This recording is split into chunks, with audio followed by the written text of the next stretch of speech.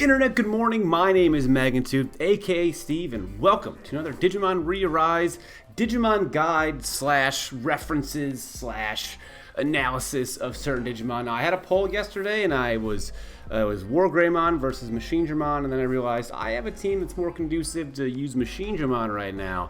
So I'd like to, when I go into the PvP games, actually put up a fight. Because what I do when I take these Digimon is I try to surround them with the best team possible. But even though this Digimon I'm analyzing might not be the best Digimon for the team. So try to surround them. This one is the free Machinedramon that you get from the event. Now, I'll tell you right now, not as good as the Alphamon that you got from the last free event, but we'll go into it a little bit and we'll talk about what Machinedramon can do. So he's got Infinity Cannon as his main skill, deals 497% to 2 enemies, increases his own crit rate, and 55% chance to inflict shock. Now shock is, shock and paralysis are kind of nearly the same, but it's nice to be able to kind of cripple some enemy Digimon if they don't have the protection against that. His sub skill is he deals 373% to 2 enemies. Skill level 9, of course. Level 10, they want to get you to use that skill stone at the end of them. I'm not going to, but and decrease 2 enemies target 2 enemies counter rate by 20% for 2 turns.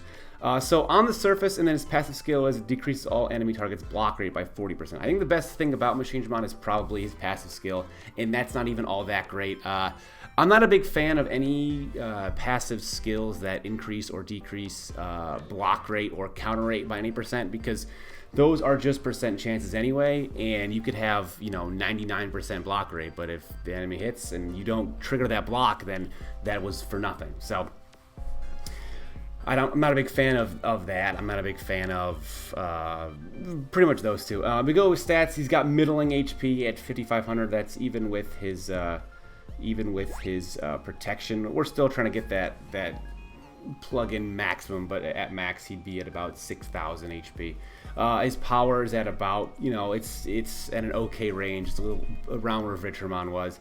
Defense is okay, but speed is pretty high because of those specific plugins. So he's able to at least have a solid speed, because anytime you get Digimon with a specific plugin, you get a boost of speed, which is nice. And I don't even have another plugin that boosts his speed. So he could have some decent bulk if I want to be able to flesh out his plugins and whatnot, but he's kind of about middling in all of his stat ranges, and then when you combine that with a subpar passive skill, a subpar main skill, because shock is, you get a lot of teams down to protect against that, and he increases the crit rate, which is nice, but he kind of has subpar skills all around. But let's go ahead. I got him on the team with Phoenixmon, Alphamon, Boltmon, and VenomMyotismon. I took out Wargreymon to feature him because I realized that VenomMyotismon's, if I can go first, which I'm losing some speed by taking away Wargreymon. If I can go first, though, I can get... Ooh, that guy. Okay, let's go ahead and we'll make this slower. Like I said, we'll go down. We'll get rid of some... This is what I do when I do these. I get rid of the really quickness, so we can kind of get into and hopefully feature the Digimon a little bit. So the first thing I always want to do is go for a VenomMyotismon skill there.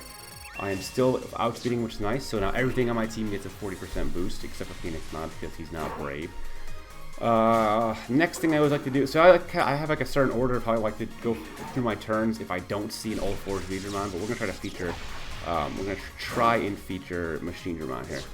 Let's Soul Digitalization. Hopefully I can get Kirby-mon to get skill lock. No, we just take him out, which is totally fine. Well, I guess he only had one other Brave guy that's left now, so I guess, oh boy, we gotta go ahead and heal, but we'll do that after. I still want to get at least one Machinedramon attack there. So Infinity Cannon, that did an okay amount of damage. 4,000, you didn't even crit him, but... So down goes, wow, down goes Phoenixmon, Alphamon with a very quality turn on his part there. Taking out both Phoenixmon and Machinedramon, but we are going to go ahead and be able to clean up, get the W. And in part to Machinedramon, helping out. Like I said, one of there's no real defining factor about what Machinedramon brings you. He's a free Mega you get, which is nice.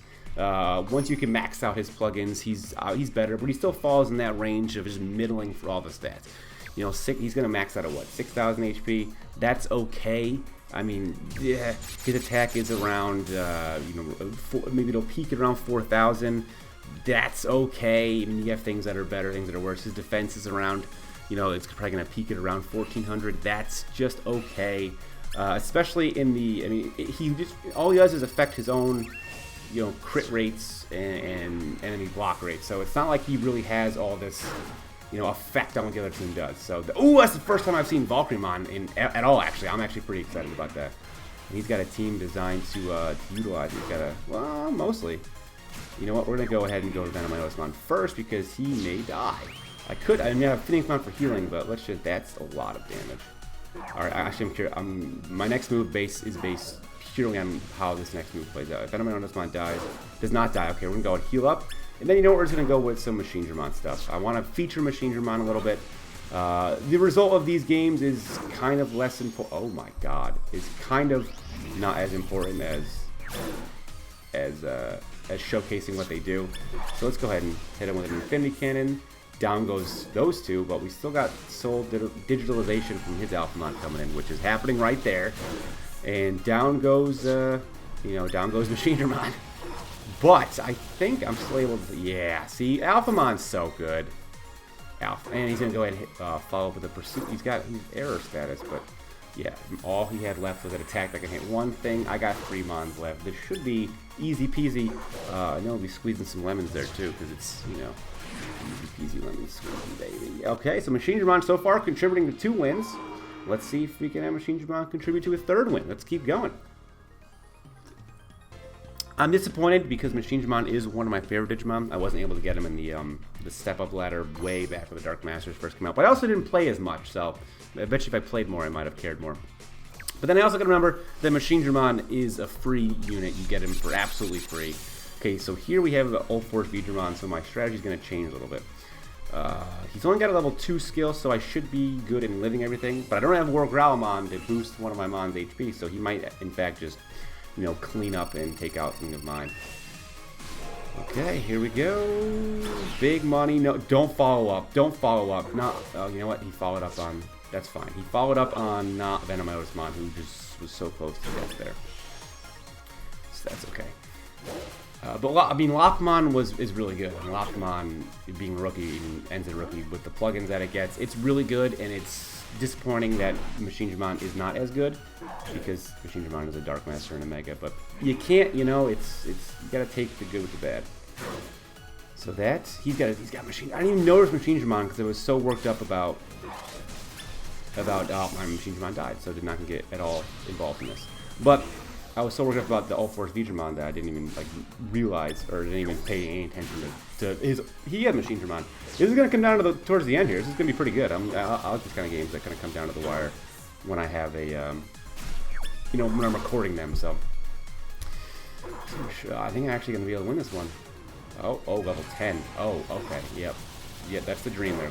Oh, and I got the block, but he's gonna follow up. His Pursuit is pretty good, but I think I am gonna get the win here. So I'm only gonna do these 3 here because I think. So I was trying to, the whole point of this video was to analyze what Machinedramon can do, and I think the point that that was proven here is that Machinedramon doesn't really make or break a team because his involvement in these battles was minimal, but I was still able to win regardless of Machinedramon being there. He didn't have enough HP to really tank hits anyway. So as far as Machinedramon goes, I think he's just a pass on any sort of team that you're trying to build to really compete. Obviously, though, if you're newer to the game, Machinedramon is great because it's a free Mega and it comes with 2 plugins, so it can really boost his stats there. And also, you can use those plugins on other Digimon. They just get a boost when they're on Machinedramon. So, I mean, if you like Machinedramon, he's there, but he doesn't really provide much more value than, say, Virtuemon we looked at last week. So, make your own decisions if you want. I'm saying I think he's a PvP pass. But let me know your comments below if you have them. Subscribe for more. Leave a like if you enjoyed the video, and comment below Digimon you'd like to see me use, or see me analyze. I have a couple more lined up already. I have to do maybe one of these a week, maybe one every 2 weeks, because eventually I run out of Digimon, and I don't want to keep spending time on Mons that are super old. Here's Blue War Greymon. He's an ultimate from the first banner, whatever. But either way, guys, leave a like if you enjoyed, subscribe for more, and I'll see each and every one of you next time. Good night.